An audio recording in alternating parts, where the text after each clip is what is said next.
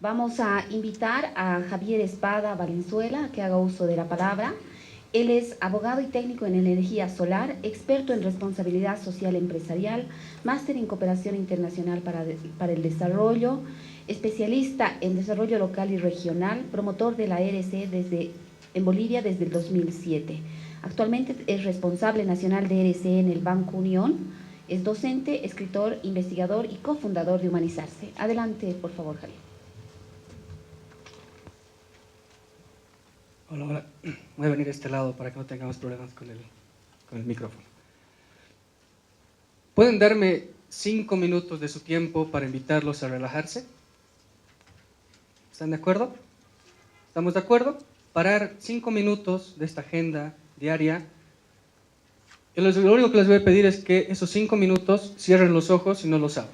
Y solamente se concentren en lo que van a escuchar. ¿Les puedo pedir 5 minutos para eso? ¿Sí? Muy bien. Cierren sus ojos.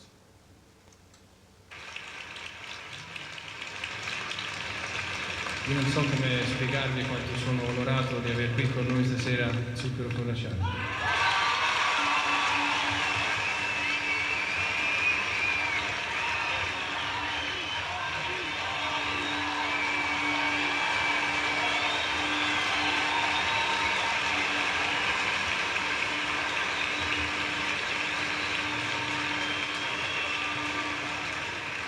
Grazie mille.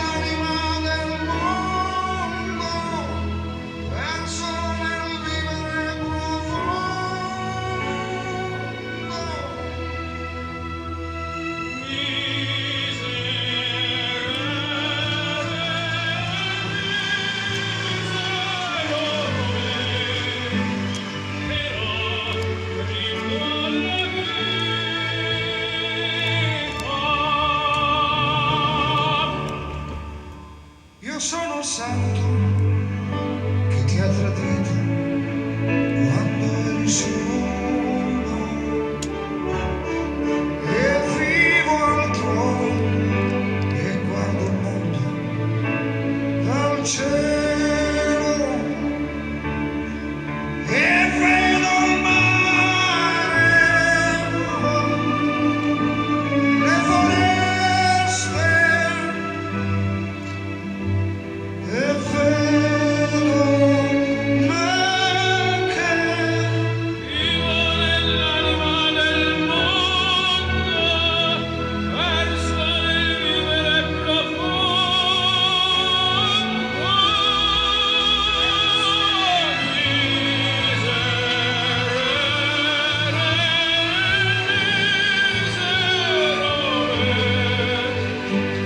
Però rindo la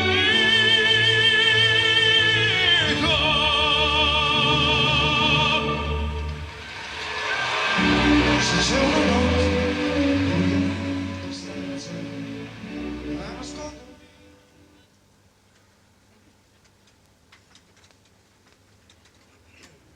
¿Qué tal?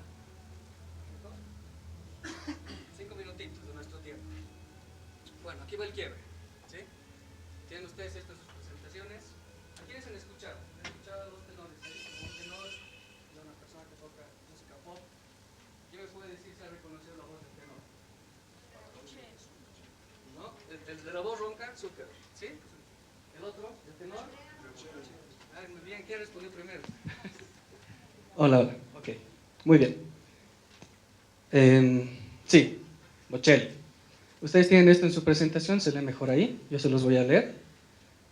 Una madre embarazada fue hospitalizada por una apendicitis, pero los médicos, al terminar los tratamientos, le sugirieron abortar porque el bebé nacería con alguna discapacidad. Ella decidió no abortar, el niño nació. Esa mujer era mi madre y yo era el niño. Andrea Bocelli.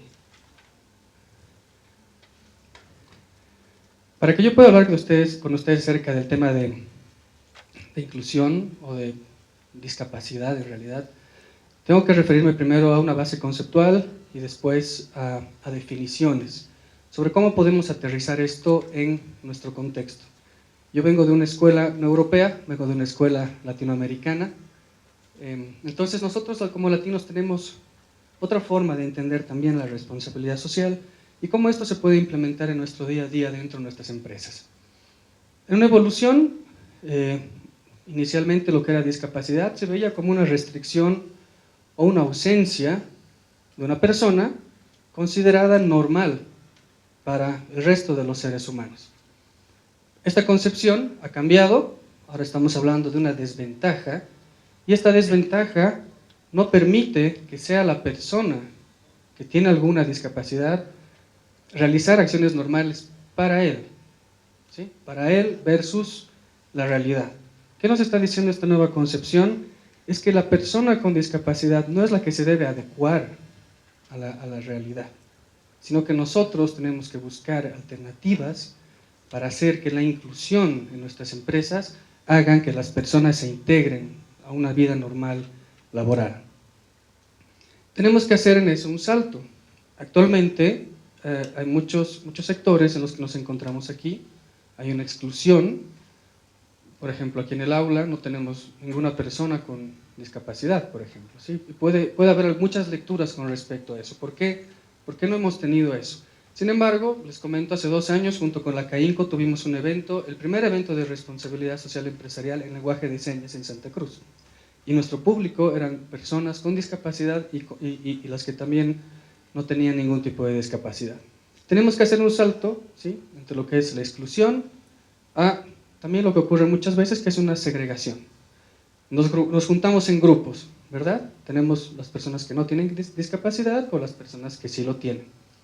¿Qué es lo que ocurre o lo que está ocurriendo en este momento en los sectores que trabajan o las asociaciones de personas con discapacidad? También existe una segregación interna dentro de los grupos con discapacidad y hay una desunión.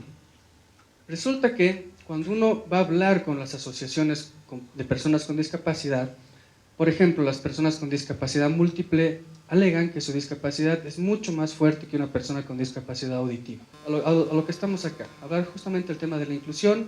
Yo les voy a mostrar ciertas bases conceptuales, algunas cosas en las que he formado parte de un emprendimiento social. En este momento yo ya estoy de salida, pero les voy a mostrar que se ha logrado con algunas innovaciones. Y tal vez podemos empezar por, nuevamente, qué es el tema de inclusión y qué es el tema de exclusión. ¿Cuántos de ustedes están de acuerdo en que las mujeres no deberían trabajar? Pobre, el que diga eso, ¿verdad? Estoy casado con una cochabambina, así que ellos saben cómo me siento. Pero creo que en este momento nadie se animaría a decir las mujeres no deberían trabajar, ¿sí? O trabajar en una oficina. ¿O cuántos de ustedes creen que las mujeres no deberían ir a la universidad? No pensábamos eso el siglo pasado, ¿verdad? Estamos hablando que recién tenemos este proceso, los últimos 60 años en Bolivia, donde grupos, que son la mayoría, han sido tratados como minorías, y ahora, hoy por hoy, tienen espacios de poder porque justamente se han asociado, están unidos, y nadie podría argumentar o decir, no, yo no voy a contratar, o a partir de ahora, no voy a contratar mujeres. Pero eso es totalmente cierto. Hay empresarios que ustedes los han escuchado decir, yo no quiero contratar mujeres. ¿Quién ha escuchado eso? ¿Han escuchado? Entonces, ¿por qué ocurre eso? Se supone que ya tenemos 70 años de un avance y aún así seguimos escuchando a gente que dice yo no quiero contratar mujeres. Y principalmente, ¿a qué se debe esto?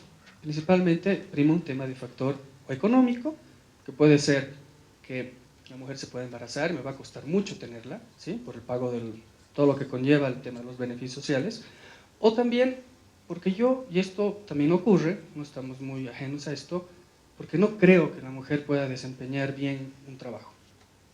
Eso también ocurre, y es parte de sincerarnos, ¿sí? Y obviamente esta exclusión tiene un costo social y tiene un costo económico. Yo he conocido también del otro lado empresarios que están sumamente agradecidos del haberse animado a contratar un gran número de mujeres. Y esto obviamente depende del sector en el que se encuentre, del negocio en el que esté. Hay que hacer una revisión y un diagnóstico de cada empresa para verificar dónde efectivamente se pueden apropiar algunas cosas. El tema es que esto nos cuesta y nos va a seguir costando. Aquí vamos a ver algunas estadísticas. Todo esto que ustedes van a ver es información pública que ustedes la pueden encontrar. Son muchas investigaciones que se han hecho, tanto de las Naciones Unidas, de la FAO, etc. ¿Sí? En 1990, nuestra pirámide etaria en Bolivia era, digamos que teníamos una gran base de gente joven, más o menos hasta los 15, 20, 24 años, y de ahí ya íbamos disminuyendo el número de personas. A partir del 2010 ha habido un cambio interesante. Hay menos personas jóvenes, ¿sí?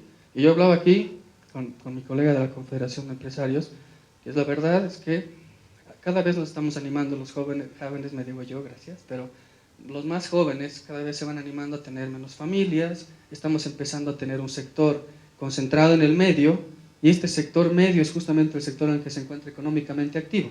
Si nosotros de este sector económicamente activo además los excluimos, estamos bajando el nivel de productividad también de nuestro país. En términos de tasas de desempleo, aquí van a ver ustedes unas cifras, y esto tiene mucho que ver entre el tema del desempleo con los años de estudio. Esto no ha cambiado mucho, es un dato del 2003, pero a la fecha no ha variado mucho. Hombres y mujeres que han estudiado alrededor de 4 años, las mujeres tienen la mitad del porcentaje para entrar a trabajar que los hombres. Quiere decir que el hombre tiene doblemente oportunidad para entrar a trabajar en una empresa que una mujer. Una mujer que ha estudiado la misma cantidad de años que los hombres. ¿A quiénes más afecta? Este es un estudio del CETLA. Principalmente estamos hablando de, si vemos aquí hombres y mujeres, principalmente estamos hablando a gente entre los más de 24 años, que se corrobora con lo que les he mostrado en la pirámide, gente que está económicamente activa, y obviamente el mayor número siguen siendo mujeres, ¿no? Mujeres que siguen tratando, que están cesantes o que están aspirando a buscar un trabajo y que no se encuentran. Entonces, yo voy a partir por el tema de exclusión antes de entrar a la discapacidad, pero ya tenemos exclusión de género en el país. Bueno, esta ha sido una encuesta realizada también con un estudio de La Razón, y decía, ¿usted tiene preocupación por quedar desempleado? Más o menos un estudio que se realizó entre el 97 y el 2010. Y acá nos mencionaban, de acuerdo a la línea, que no están muy preocupados, y de hecho mientras más bajaba hacia el 2006, 2007, la preocupación de quedarse desempleado no era tanta, ¿sí?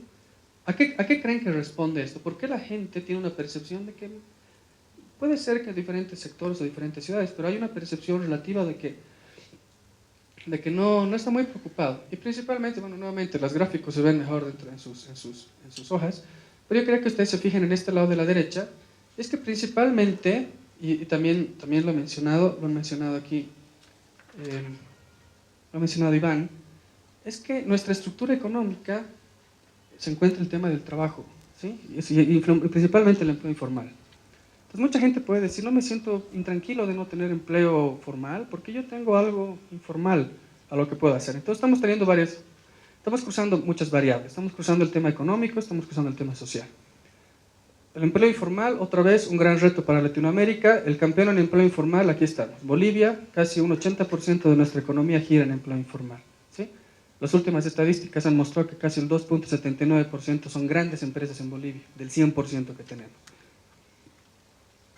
Entonces, aquí voy a ir a otra pregunta, a otra hipótesis. ¿Existe alguna relación entre el analfabetismo y el desempleo? ¿Ustedes creen que tiene algo que ver la educación con el desempleo?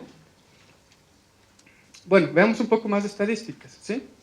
¿Cuáles son los grupos menos favorecidos en términos, de acuerdo al censo, en términos de educación? Tenemos adultos mayores, un gran porcentaje, analfabetismo, adultos de 45 a 64 años y 26 a 44. Nuevamente tenemos, por un lado, una población que está creciendo, económicamente inactiva, y al mismo tiempo no tenemos un buen trabajo desarrollado en términos de educación, no tienen acceso a la educación. Y ahí voy a ir también a otro concepto. ¿Qué significa el acceso a la educación? El acceso a la educación no solamente es falta o tener bajos ingresos o no tener el dinero suficiente para acceder a una universidad de calidad, ¿sí? En un país donde tenemos educación pública. El tema es que también existen muchas barreras para la educación. Veo muchos de mis profesores acá también reunidos, muchas veces, colegas, pero los que hemos estado en la docencia nos hemos dado cuenta que también la educación en sí es excluyente, pues es exclusiva. No solamente por términos de costos, sino por términos también de infraestructura. Cualquier universidad a la que ustedes vayan y recuerden cuántas gradas tenían, cuántas de ellas les permitían a las personas tener posibilidades de capacitarse desde su casa sin salir de ahí, cuántas tenían medios tecnológicos o alternativos para que personas con discapacidad se puedan capacitar, o personas adultas mayores, o mamás recién embarazadas que tienen que cuidar a sus hijos, ¿sí? Con respecto al tema de analfabetos, igual seguimos viendo, y acá si ustedes van a empezar a trabajar o en sus empresas están viendo el tema de la educación, es bueno no descuidarse un poco las encuestas. La Paz sigue siendo la ciudad con la mayor cantidad de analfabetos que existe en el país, y de hecho el sector de las mujeres es el sector a nivel nacional más grande en analfabetismo. Después estamos nosotros los cochabambinos como subcampeones. ¿Cuánto cuesta esto? ¿Sí? ¿Cuánto nos cuesta? ¿Cuánto le cuesta al país tener, por un lado, personas que no han estudiado, segundo, falta de empleo, y tercero, tenemos el país que más horas trabajan en el día, o sea, tenemos trabajadores que más horas trabajan en el día, pero es el país más improductivo de Sudamérica, ¿no? Acá yo les voy a contar un caso concreto de qué ha pasado con términos de educación y cómo cruzamos la educación con el acceso al empleo y posteriormente mejora obviamente de los ingresos. Hay un estudio que nos informa sobre que si existe más internet existe menos alfabetismo. El internet de hecho es una herramienta sumamente poderosa para poder llegar a estos sectores excluidos de la sociedad. Estamos hablando no solamente de personas con discapacidad, sino hablamos de personas adultas mayores, hablamos de mujeres, etc. Y aquí les quiero contar el caso de este emprendimiento social que empezó hace 3 años. Fui parte de este emprendimiento, como les mencionaba, yo ya estoy de retirada, pero quería mostrarles más o menos qué ha pasado con ellos. Voy a ser muy rápido con el tema de la explicación. Esto ha partido en realidad como un proyecto de la universidad. Y en este proyecto de la universidad, un grupo de personas que habían escuchado de responsabilidad social en diferentes partes, quisieron implementar un proyecto de responsabilidad social. Esto partió en Cochabamba hace 3 años. Hubo un movimiento de estudiantes llamado del Observatorio Boliviano de Responsabilidad Social. Entiendo que todavía es un movimiento de jóvenes que siguen aportando en términos de trabajo y de construcción. ¿Y qué se empezó a hacer con el tema de responsabilidad social? Se empezó a hablar de responsabilidad social. ¿Sí? Cuando empezó este movimiento, hablando hace 7 años atrás, se empezó a hablar de responsabilidad social, especialmente con jóvenes. Años más tarde, bueno, esta organización creció, en 2012 se formalizó, se volvió una empresa que factura actualmente cerca de 80.000 bolivianos anuales, que digamos en comparación con una gran empresa puede no ser mucho, pero el giro del negocio en esta empresa es educación, y es educación virtual para personas con discapacidad. Este año se organizaron muchos eventos, empezaron a hablar sobre el tema medioambiental. Esta empresa lo que hacía era dar charlas, capacitaciones, y se integró en el equipo una persona de medio ambiente que justamente hizo una auditoría ambiental y revisó cuánto se estaba contaminando. En base a ese estudio ambiental se cambió la manera de hacer el negocio y se volcó todo absolutamente online. Todo es virtual. No hay oficina, los trabajadores se encuentran en sus casas dando las clases, las personas que se capacitan están en sus casas sin moverse. Se han hecho muchas alianzas con proveedores de internet para que el internet sea mucho más barato a estos grupos. Se ha hecho una alianza con un proveedor y el proveedor les da a la empresa costos rebajados unas tablets, y estas tablets tienen incluidos además todos estos programas que vienen integrados con internet, que son costos muy bajos.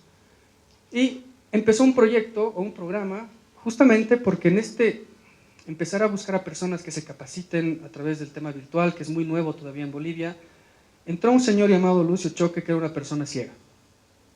Lucio Choque dijo, yo quiero inscribirme en un curso de responsabilidad social, tengo plata, quiero pagar, hagámoslo. La plataforma que usa Humanizar es una plataforma de la India.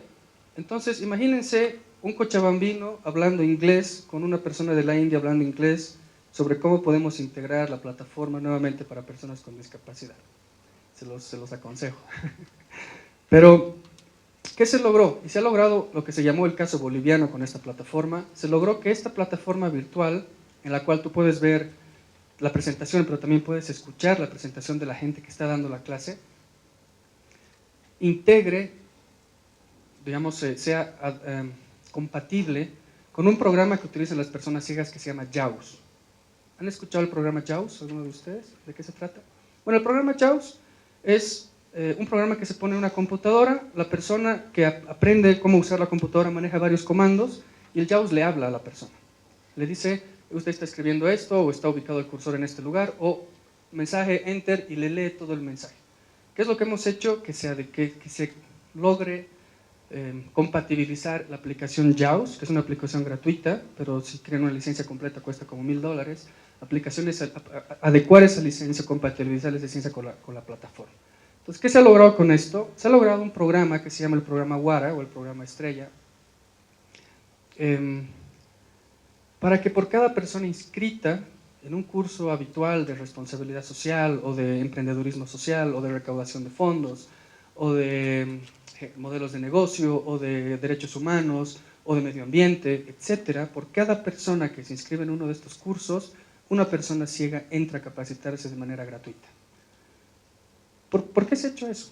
Porque estamos conscientes que el tema de la educación genera impacto en la gente para que la gente pueda tener competitividad y teniendo competitividad pueda aspirar a un empleo. Y hasta ahí llegamos. Actualmente esta empresa tiene base en 4 países. Tenemos una empresa en México, tienen una empresa en México, una en Colombia, una en Bolivia y una en Argentina. En estos 3 años, 300 personas se han capacitado de diferentes empresas. Hay 40 personas ciegas que han logrado incluirse dentro del programa WARA y hay otro grupo de 200 personas que también ya se están integrando en capacitar. Estoy hablando de capacitación especializada que podemos recibir, por ejemplo, a Fernando Legrand, de comunicarse a través de nuestra plataforma de manera gratuita en tu casa, utilizando tecnología limpia. Estamos hablando de una persona ciega que posiblemente nunca llegue a eso. ¿Qué hemos hecho? Hemos acercado la educación a la gente, ¿sí? Y educación especializada. O los que conocen a Antonio Vives, que es experto en el tema de ERC, quien va a dar una breve charla de 2 horas el próximo mes. Él es un profesor de Stanford. Honestamente, ¿quién podría llegar hasta ahí? Ahora imagínense una persona ciega que posiblemente nunca llegue hasta ahí, ¿sí? Bueno, aquí tienen su fila de clientes que han respondido hasta ahora, todos estos señores. Y bueno, o sea, yo les estoy mostrando solamente un caso de algo que podría ser simplemente con una lectura de cómo se ha visto y cómo ha visto este grupo el tema de la educación, cómo lo ha integrado con el tema del empleo, cómo ha visto el tema de la inclusión social. Pero creo que la gran pregunta sí es ¿por dónde empiezo? ¿Sí? Empiezo viendo educación, empiezo viendo trabajo, empiezo viendo empleo, y cómo desde mi empresa puedo hacer algo que impacte en la vida de la gente y además impacte en estadísticas nacionales. Yo creo que una de las cosas que tenemos que estar conscientes es que no lo vamos a hacer solos, no lo podemos hacer solos.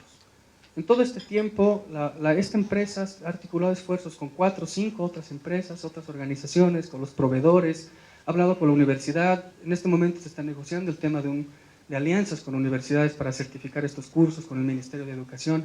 No se puede hacer estas cosas solos porque estamos hablando de grandes cosas o grandes impactos. Y creo que una de las expectativas que tenemos todos es, nuevamente esta pregunta, ¿por dónde empiezo? ¿Qué voy a hacer? Yo soy un empresario, quiero tener impacto. ¿Cómo puedo influir en la vida de la gente?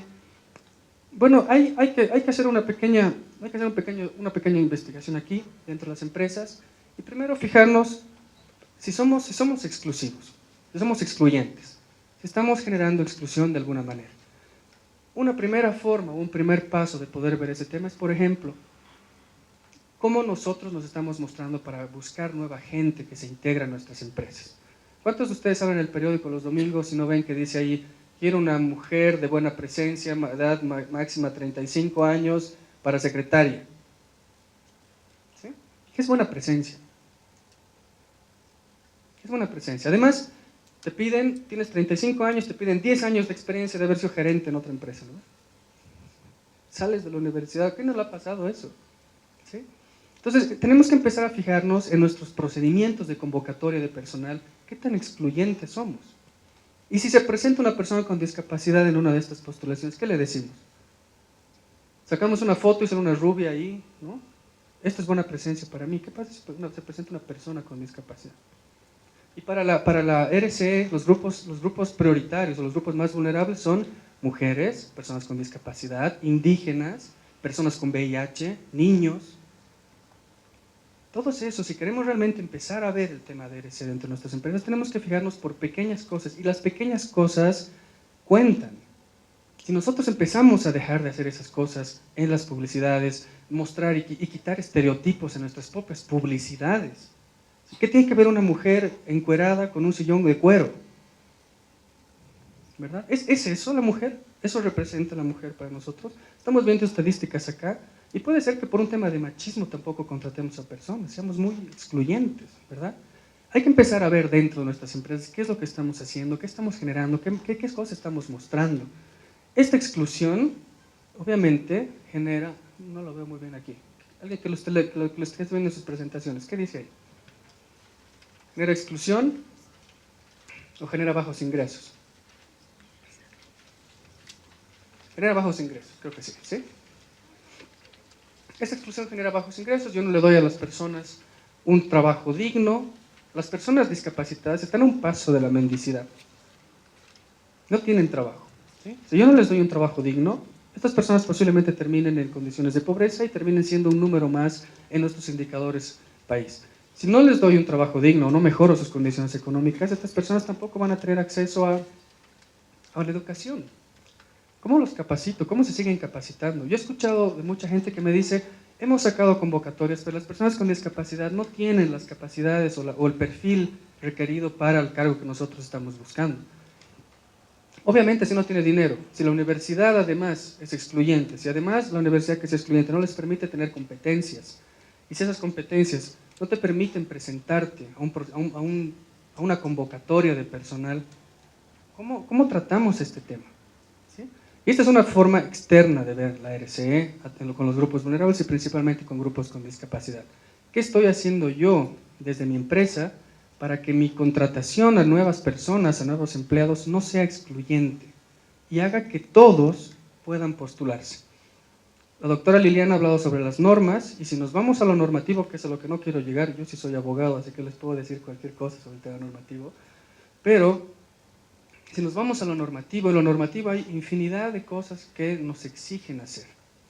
Por ejemplo, el tema de la contratación, el tema que les estoy mencionando de la adaptación de nuestras políticas de contratación preferencial, está en la ley 045, ante toda forma de discriminación y racismo. Eso dice, adecuar los reglamentos internos de contratación. Mínimamente podríamos empezar por ahí, ¿sí? Cuando hablemos del Decreto Supremo 27477, que dice que hay que contratar el 4% del total de la planilla. Cuando vemos que también la Constitución habla sobre los derechos humanos, y el derecho fundamental también es el derecho al trabajo. Ahí podemos empezar. Pequeños detalles cuentan. Ahora, aquí también les voy a hablar de un tema legalista. No solamente ustedes pueden contratar a personas con discapacidad y reportar el porcentaje que han contratado. La ley también especifica que ustedes pueden asegurar el trabajo a personas que tienen dependientes con discapacidad, dependientes en primer grado. ¿Qué significa? Que tienen hijos con discapacidad. Si botas ese empleado, si ese empleado no tiene trabajo, obviamente el niño no va a poder tener una buena rehabilitación, no va a tener buenos procesos de terapia. Y la gente que trabaja en esto nos dice que hasta los 6 años es la mejor edad para que puedan entrar en procesos de terapias, de rehabilitaciones, etc. Y aquí nuevamente, bueno, nosotros lo hemos llamado el ciclo amargo de la exclusión. En realidad hay que ver cuál de estas partes nosotros entramos. Esta foto que ustedes ven ahí es de una mujer con discapacidad. O sea, imagínense si ya somos excluyentes con las mujeres, o si ya somos excluyentes con las personas con discapacidad, ¿qué tan excluida está esta mujer? Se ha hablado de algunos conceptos de gente, las Naciones Unidas, hemos hablado de muchas cosas. ¿Cuál es el grupo más pobre entre los pobres? ¿Recuerdan esa frase? ¿Cuál es el pobre entre los pobres? El pobre entre los pobres es la mujer que además es discapacitada y además es indígena. ¿Tenemos eso? ¿Podemos tener ese tipo de personas en el país? Por supuesto, podemos encontrar muchas personas que tienen esas condiciones. El tema es cómo nosotros integramos esto en nuestro trabajo. Bueno, esta iba a ser una pregunta para ustedes, pero ya se me salió. De acuerdo a las estadísticas, el total de las personas con discapacidad en Bolivia registradas es el 3%, más o menos 390.000 personas. Nosotros podríamos tener un impacto empresarial, nuevamente, no solos, podemos ver una articulación con la Confederación, fijarnos una meta regional, una meta local. Muchos países no ven la RCE como el tema de una empresa, asumen una visión conjunta entre diferentes actores y aliados, gobierno municipal, gobierno departamental, empresas, universidades, organizaciones no gubernamentales. Yo creo que hay que empezar a ver la responsabilidad social en que ya hemos evolucionado. Estos últimos 10 años han sido pasos agigantados que ha dado la RCE en el país, pero todavía lo que no hemos empezado a hacer es trabajar de manera articulada. Y si trabajamos de manera articulada, este 3% obviamente puede tener una pequeña baja, una pequeña rebaja, pero lo podemos hacer todos juntos. Colombia ya maneja ese concepto, se llama territorios socialmente responsables. Chile maneja ese concepto, se llama regiones socialmente responsables. ¿Por qué no hacemos departamentos socialmente responsables o municipios socialmente responsables y nos enfocamos en algo específico? Veamos el tema de la educación. Ningún gobierno en el mundo ha logrado erradicar la pobreza. Ninguno. Ningún país en el mundo ha logrado erradicar temas de exclusión. Y si se ha hecho porque lo han construido o han trabajado todos de manera conjunta para acabar eso. El gobierno solo no lo va a hacer. Las empresas solas no lo van a hacer. Entonces aquí el desafío es cómo logramos integrar acciones u objetivos comunes para hacerlo. Bueno, tal vez esto les puede servir a ustedes de herramientas para algunas cosas que pueden comenzar o implementar el tema de la inclusión con personas con discapacidad. ¿Cuántas personas con discapacidad trabajan con ustedes en sus empresas? ¿Tienen ese dato? Si no lo tienen de repente alguien de recursos humanos que les pueden dar ese dato. ¿A cuántas personas con discapacidad beneficia mi negocio? Yo soy proveedor, soy una empresa, compro muchas cosas de proveedores y hay muchas empresas que se han ido creando emprendimientos sociales o pequeñas empresas de personas con discapacidad, de adultos mayores, ¿sí? ¿Y a cuántas afecto de manera indirecta? Aquí puede ser lo que les he mencionado, revisar y posiblemente tengamos papás o mamás que sí tienen hijos con discapacidad dentro de nuestras instituciones. Podemos ver dos estrategias, educación y trabajo. Y en líneas de acción podemos ver eso. Para finalizar, no quiero extenderme mucho, yo sé que los 5 minutos han sido terapéuticos, van a escuchar esa canción en su casa. Para finalizar, yo quería contarles, y alguien mencionó cómo se está poniendo en la cabeza de la gente ser un referente, ¿sí? Estaban hablando de poner a Einstein en las cabezas. Yo les voy a contar una historia, seguramente la han escuchado, pero cuando yo la escuché por primera vez me encantó. Y más o menos así deberíamos ver el tema de la inclusión. Einstein, cuando terminó de elaborar su teoría de la relatividad, todavía seguía siendo una persona no muy conocida. Estamos hablando del siglo XX, habían fotos, pero la información tardaba mucho en llegar, entonces mucha gente no sabía quién era Einstein, ¿sí? Einstein viajaba de una ciudad en otra para ir a explicar la teoría de la relatividad a diferentes universidades.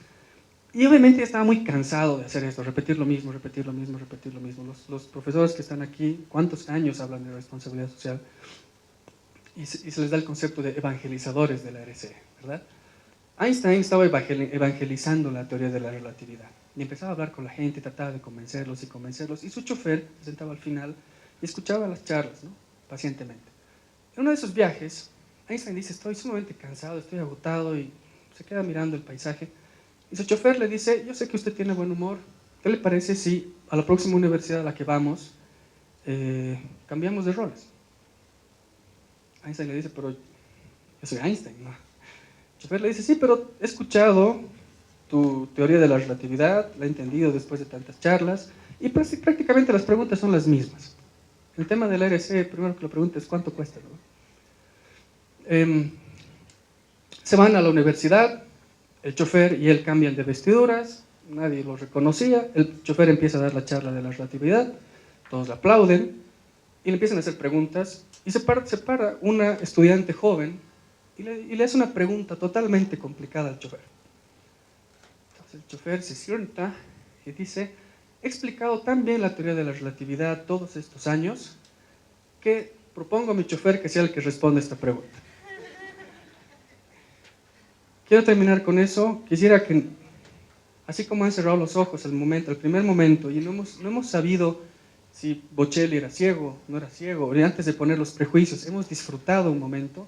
Yo creo que tenemos que darles la oportunidad de realmente poder encontrar gente excelente con discapacidad que puede marcar la diferencia en nuestras empresas. Y si nosotros podemos aprovechar además de contratar a personas y tener información, tener reportes y tener nosotros un impacto en la sociedad, hacemos que nuestra empresa realmente trascienda. Gracias.